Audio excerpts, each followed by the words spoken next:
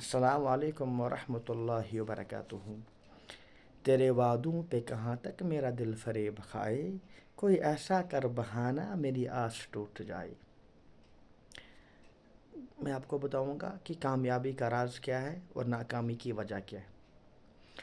جو لوگ ناکام ہوتے ہیں ان کے اندر دو چیزیں ہوتی ہیں، ایک تو وہ محنت نہیں کرتے اور دوسروں سے امیدیں وابستہ رکھتے۔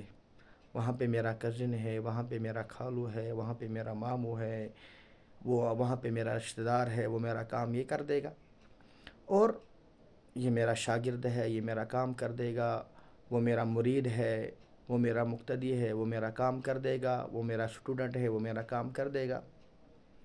اس کی وجہ سے کیا ہوتا ہے، ہم لوگ سست ہو جاتے، ہمارے اندر سستی آتی ہے، لیزینس آ جاتی ہے اس کی وجہ سے، اور اللہ کے بجائے ہم اپنی توقعات اور امیدیں لوگوں سے وابستہ رکھتے ہیں، اور جب وہ ہماری توقعات کے مطابق کام نہیں کرتے یا ہماری توقعات کے عین مطابق کام نہیں ہو پاتا تو ہمارے دلوں میں تکلیف بھی محسوس ہوتی ہے، تکلیف بھی پہنچتی ہے، دل کو چوٹ بھی پہنچتی ہے، اور ہمارا کام بھی نہیں ہوتا ہے۔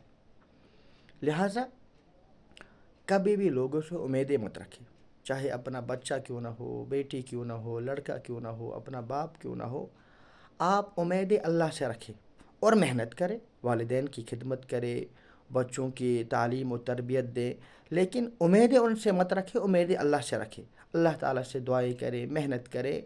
یہ کامیابی کا راز ہے۔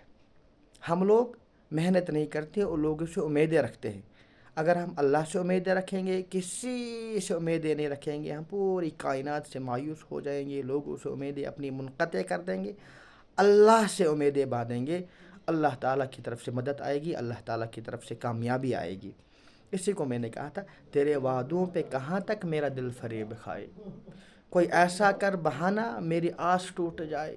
میں تیرے پہ کیا اتنے آپ نے وعدے کیے اور ہر وعدہ آپ نے توڑ ڈالا، کوئی ایسا کام کرو کہ بس اب میں آپ سے کبھی توقع ہی نہیں رکھوں۔ السلام علیکم ورحمۃ اللہ وبرکاتہ۔